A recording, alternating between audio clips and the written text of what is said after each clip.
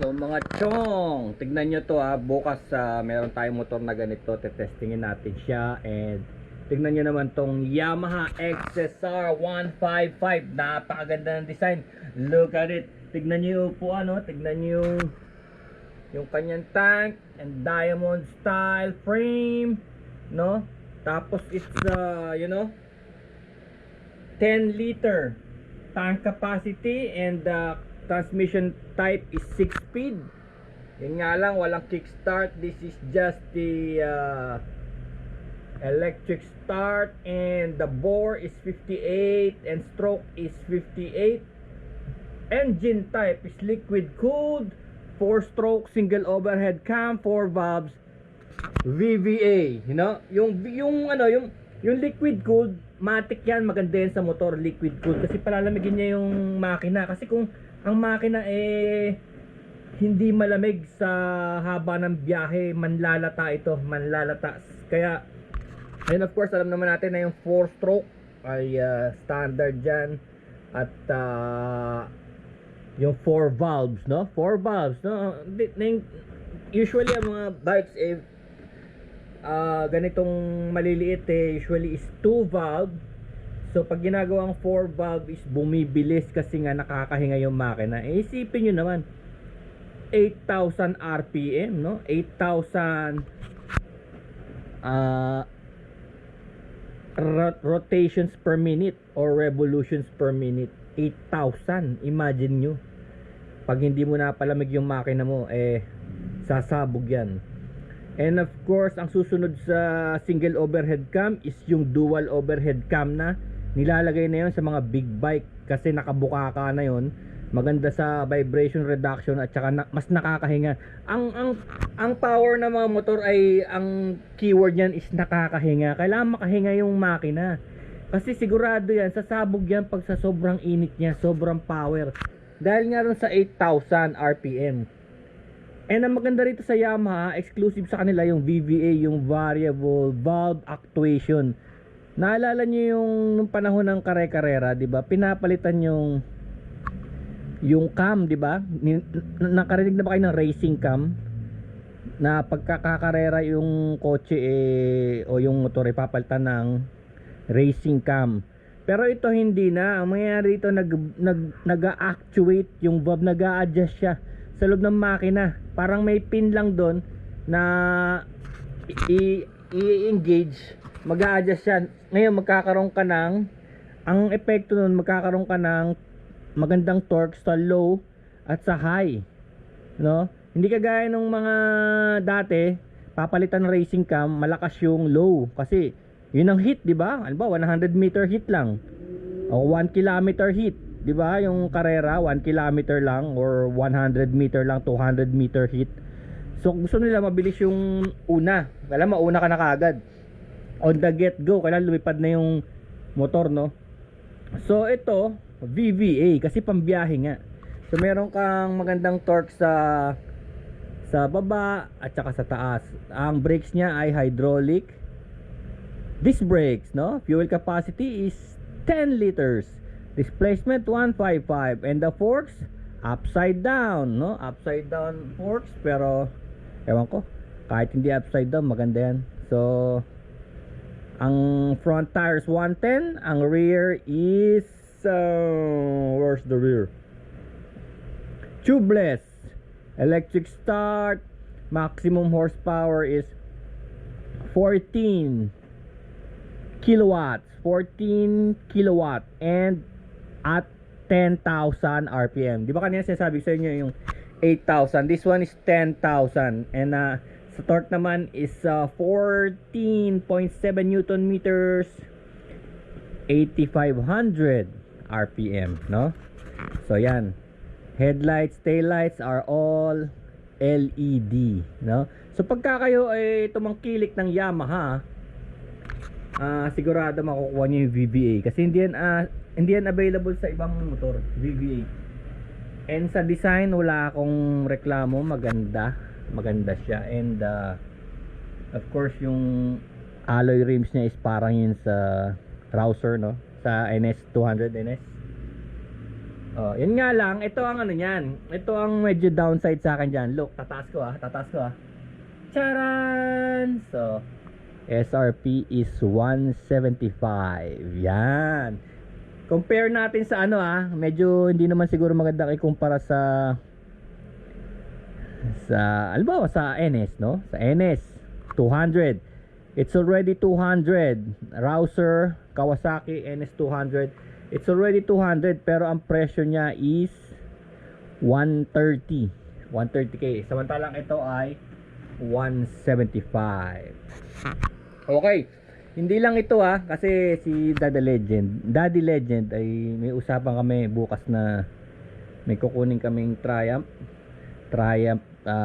Speed 400 or Triumph Scrambler 400. So hindi ko pa alam. Pero maaring isa sa mga bikes to ni Daddy, baka dalhin niya yung isa sa mga to. So pinag-aaralan ko kung ano, baka i-vlog natin to. So eto naman, pasok tayo sa isa pang bike na pwedeng ano natin bukas. Pero sigurado may actual may actual bikes na lilitaw. I-ano ko lang sa inyo, this is the Honda Rebel 500, no? So ito ang brochure ng Honda Rebel. Wait lang. Ayan. Okay, Honda Rebel 2024 Rebel 500. So ABS, yung kay Daddy yata hindi ABS. Pero ang makina nito is 471, no? Ito na yung sinasabi ko sa inyong 4 valve na dual overhead cam. Ibig sabihin ng cam nito dalawa na sa magkatabi. Kasi pagka binubuka mo yung cam system niya, mas maganda. Kasi nga mas vibration reduction at mas nakakahinga. Kasi pagka single overhead cam, wala kang choice kundi ilagay dito sa taas eh. Hindi kagaya ng dual, dalawa nabubuka, no? Kaya twin tawag nila twin.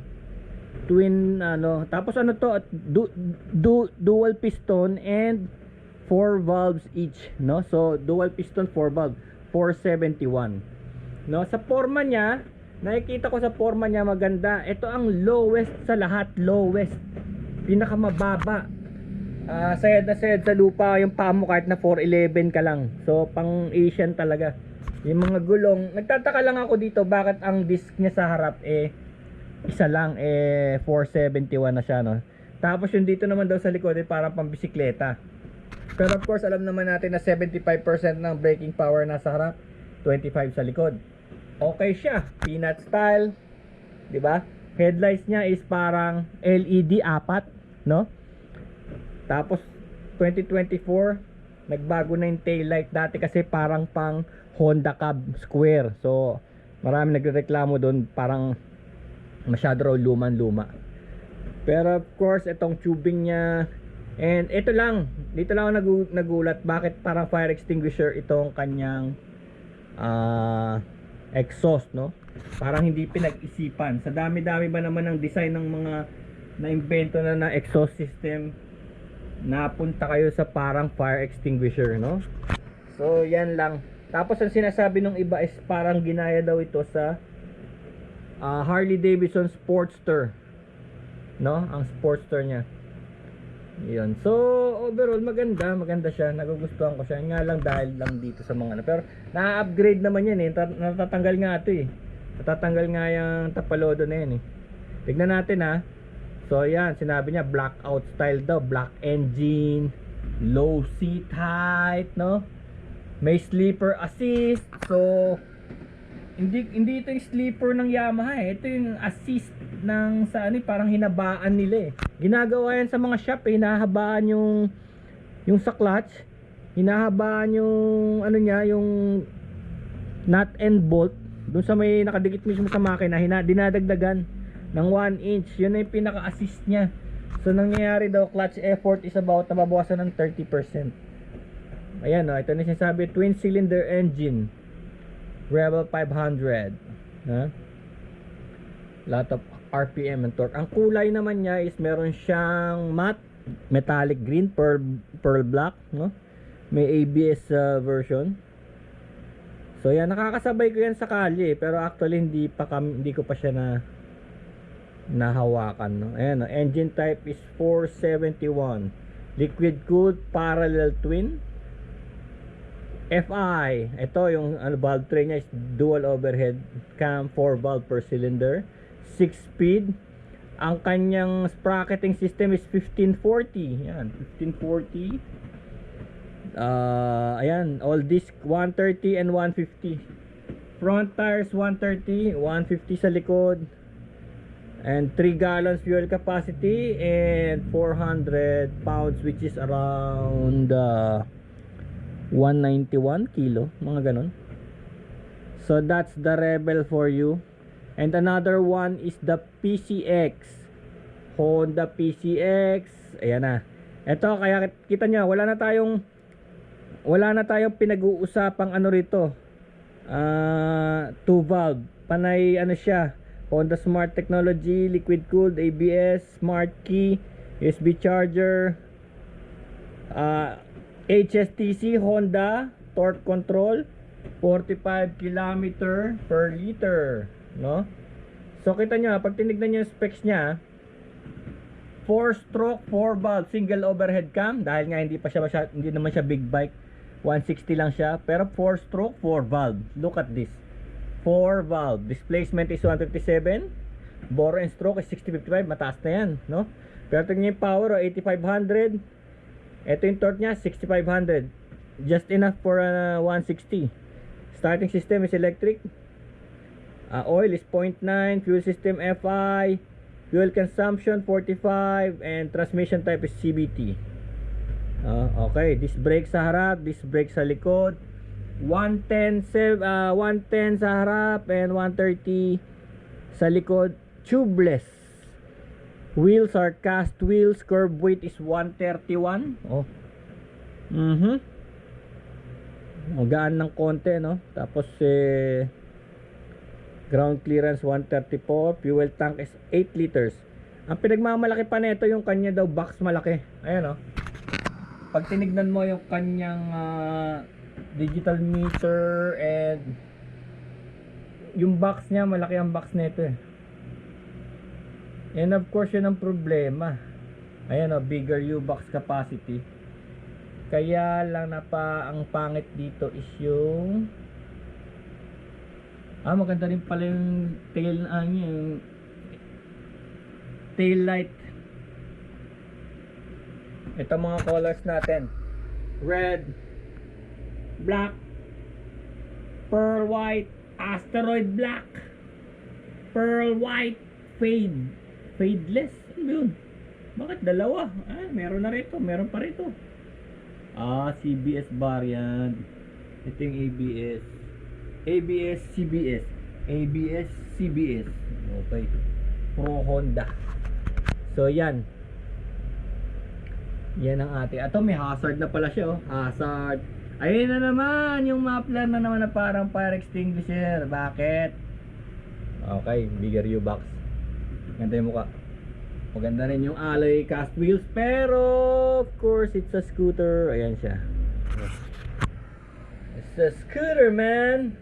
So titignan natin kung testing din natin yan. Ganda ng black, oh. PCX 160, the next level. And of course the next one is the Triumph Scrambler 400 and Triumph Speed 400. Ito yun ginamit nila sa highest road in the world.